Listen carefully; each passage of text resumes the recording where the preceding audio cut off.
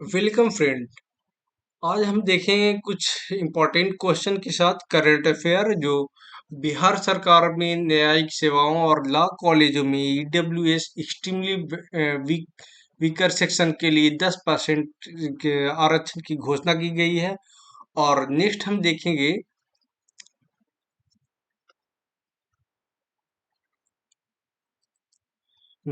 देखेंगे news click click के खिलाफ यूएपीए धाराएं लगाई गई हैं। यहाँ पर बिहार सरकार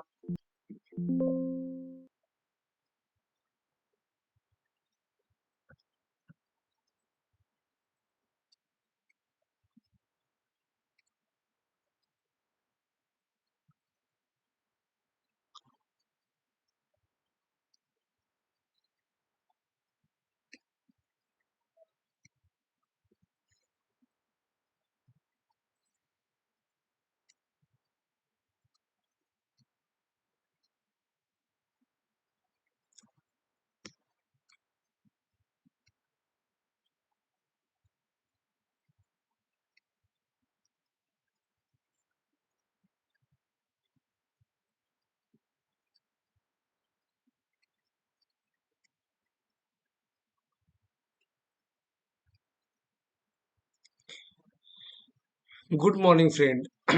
आज हम देखेंगे बिहार सरकार ने न्यायिक सेवाओं वेलकम फ्रेंड।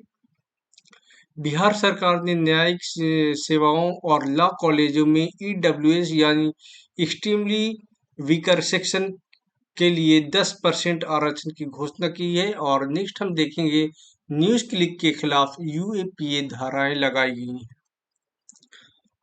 तो हम 10% आरक्षण की घोषणा के बारे में देखेंगे। बिहार सरकार ने राज्य की न्यायिक सेवाओं के लिए और सरकार द्वारा संचालित लॉ कॉलेजों के लिए विश्वविद्यालय में आर्थिक रूप से कमजोर ईडब्ल्यूएस कैटेगरी के अंतर्गत जो आते हैं 10% आरक्षण देने की घोषणा की है। एक महत्वपूर्ण कदम उठाया गया है जिस पर यह घोषणा राज्य के जाति सर्वेक्षण डेटा जारी होने के तुरंत बाद आई है, जो हाल ही में जाति जनगणना जारी किया गया है बिहार सरकार द्वारा। अब कैबिनेट का निर्णय इसकी इनकी क्या है, क्या पास हुई है। मुख्यमंत्री नीतीश कुमार की अध्यक्षता में कैबिनेट बैठक के दौरान आरक्षण की लागू करने के फैसले मंजूर दे दी गई है। जिस राष्ट्रीय न्यायिक सेवा 1951 के दिशा निर्देश से संशोधन से न्यायिक सेवाओं के साथ साथ राज्य संचालित कानून संस्थानों और विश्वविद्यालयों ईडब्ल्यूएस श्रेणी के लिए 10% आरक्षण की सुविधा दी गई है। ये मोटा मोटी समझा जाए, ईडब्ल्यूएस सेक्शन के लिए 10% का आरक्षण दिया गया है। ये इसकी घोषणा कर दी गई है, जो कैबिनेट निर्णय में पास किया जा चुका है, मंजूरी दे दी गई है। और ये 1951 के दिशा निर्देश के अनुसार हुआ है। नेक्स्ट हम देखेंगे जाति सर्वेक्षण में डेटा हाइलाइट्स क्या है। डेटा हाइलाइट्स के बारे में देखें। जाति सर्वेक्षण आंकड़ों के जारी होने से पता चलता है कि अत्यंत पिछड़ा समुदाय ईडब्ल्यूबीसी एक्सट्रीमली बैकवर्ड कास्ट बिहार की आबादी 36.01% है, जबकि पिछड़ा वर्ग मीन्स ओबीसी 27.12% है। मतलब ईबीसी की आबादी बहुत ही ज्यादा है, 36.01% है यहाँ। इससे ये पता चलता है। तो जाति सर्वेक्षण जो आंकड़ा जारी किया गया है बिहार सरकार द्वारा, इसमें मोटा मोटी ये हमें समझ में आया, एक्सट्रीमली बैकवर्ड कास्ट जो बिहार की आबादी 36.01% है। और इसमें नई बात की कही गई है 100 पशु चिकित्सालय बनाए जाएंगे। आरक्षण की घोषणा के अलावा राज्य कैबिनेट ने पूरे बिहार में 100 पशु अस्पतालों को मंजूरी दी गई है। ये प्रथम श्रेणी पशु चिकित्सालय राज्य के विभिन्न जिलों में स्थापित किए जाएंगे। सबसे पहले प्रथम श्रेणी में, और जिनमें प्रत्येक का अपना प्रशिक्षण केंद्र होगा। प्रशिक्षण केंद्र इम्पोर्टेंट है। इसमें प्रशिक्षण केंद्र में प्रशिक्षित किया जाएगा लोगों को। इस प्रोजेक्ट में 17 जिलों में 225 करोड़ रुपए खर्च का ब्यौरा रखा गया है। 17 जिलों में, कितने जिलों में? 17 जिलों में 225 करोड़। 17 जिलों में 225 करोड़ का खर्चा रखा गया है। नेक्स्ट हम देखेंगे न्यूज क्लिक के बारे में हम आज जानेंगे। न्यूज क्लिक पर कौन कौन से धाराएं लगे हैं? यूएपीए धारा लगा दिया गया है। अवैध फंडिंग प्राप्त करने के आरोप में इनको घेरा गया है। ऐसे माना जा रहा है कि ये धनराशि चीन और अमेरिका के माध्यम से भेजी गई थी, जिसके चलते एफआईआर भी दर्ज कर लिया गया है। इनका प्रमुख है यूएपीए धाराएं जो लागू की गई हैं इन पर, ये हम देखेंगे। यूएपीए धाराएं जो लागू की गई है ये देखेंगे। जो एफआईआर में गैर कानूनी गतिविधियां जैसे रोकथाम अधिनियम यूएपीए की विभिन्न धाराओं का उपयोग शामिल है, इनमें इनको धारा 16 लगाया गया है। धारा 16 इनके बारे में बहुत इम्पोर्टेंट है, जो धारा 16 लगा दिया गया है। इनके बारे में आगे भी हम देखेंगे। आतंकवादी जैसे धारा 16 ये कहता है आतंकवादी कृत्यों के लिए दंड से संबंधित है। धारा 16 को समझेंगे। धारा 16 क्या है? यूएपीए की धारा 16 आतंकवादी कृत्यों को प्रभावित करता है। जैसे कि मैंने यहाँ देखा, आतंकवादी कृत्यों को प्रभावित करता है।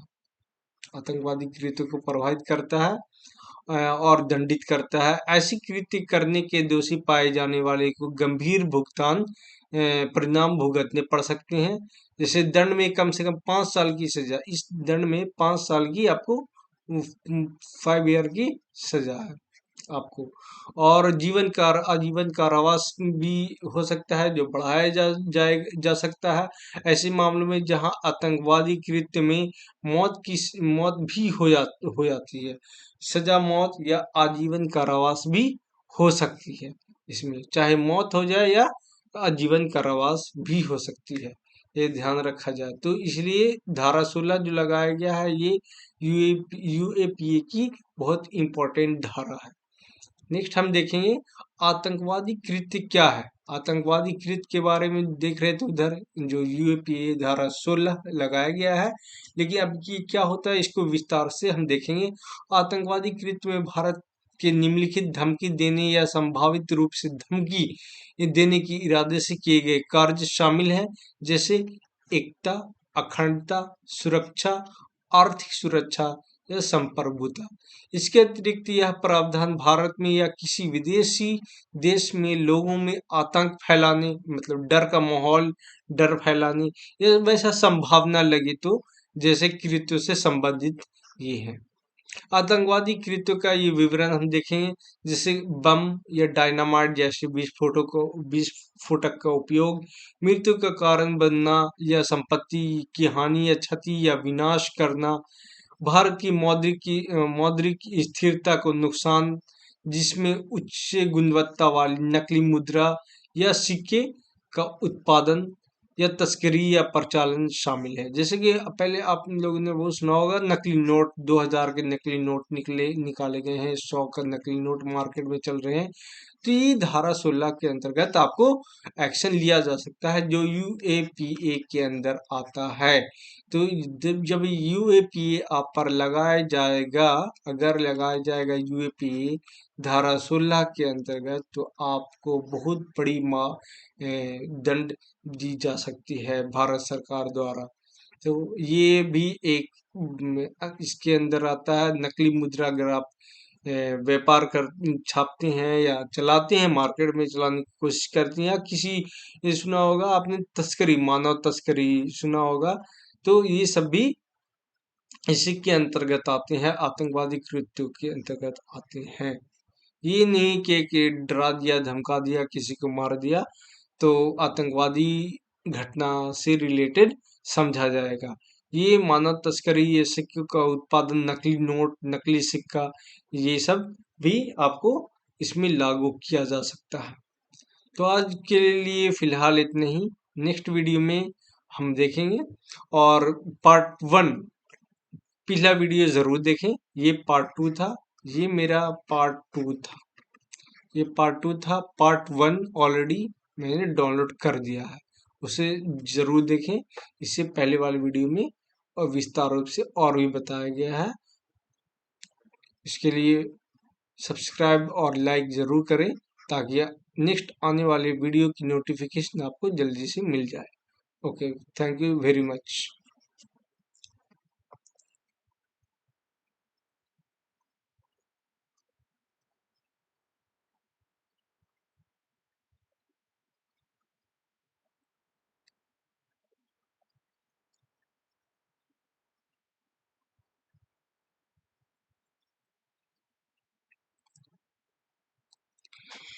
हम और भी देखेंगे जैसे अन्य यूएपीए प्रावधान और आईपीसी धाराएं, जैसे धारा 16 के अलावा जिसमें धारा 13 गैर कानूनी गतिविधियां, धारा 17 लगाई गई हैं आतंकवादी कृत्यों के लिए धन जुटाना, 18 धारा 18 भी लगाई गई हैं जो साजिश के तहत है। 22C 22 का सी लगाई गई है जो कंपनियों और ट्रस्टों द्वारा अपराध शामिल है। इसके अतिरिक्त भारतीय दंड संहिता आईपीसी की कुछ धाराएं भी लागू की गई हैं, जिनमें धारा 153A विभिन्न समूहों के बीच दुश्मनी को बढ़ावा देना। देखिए, जब आप विभिन्न समूहों के बीच दुश्मनी का बढ़ावा देंगे आप, तो इसमें 153A आप पर लगाया जा सकता है। और 120B जो है आपराधिक साजिश, अगर साजिश कर रहे हैं किसी तो आपराधिक साजिश माना जाएगा। ये सब शामिल है। यूएपीए फ्रेमवर्क को इसको समझेंगे जैसे कि कानूनी गतिविधियां रोकथाम अधिनियम या यूएपीए गैर कानूनी गतिविधियां और अन्य और आतंकवाद से संबंधित मामलों से निपटने के लिए एक वैकल्पिक कानूनी ढांचा प्रदान करता है। यह रूपरेखा आपराधिक कानून के सामान्य सिद्धांतों से भिन्न होता है। तो इसका फ्रेमवर्क हम अभी समझें और नेक्स्ट वीडियो हम जरूर लाएंगे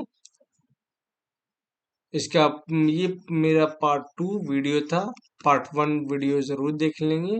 पार्ट 1 वीडियो में भी कुछ इम्पोर्टेंट क्वेश्चन पर हमने चर्चा किया, विशेष चर्चा किया है।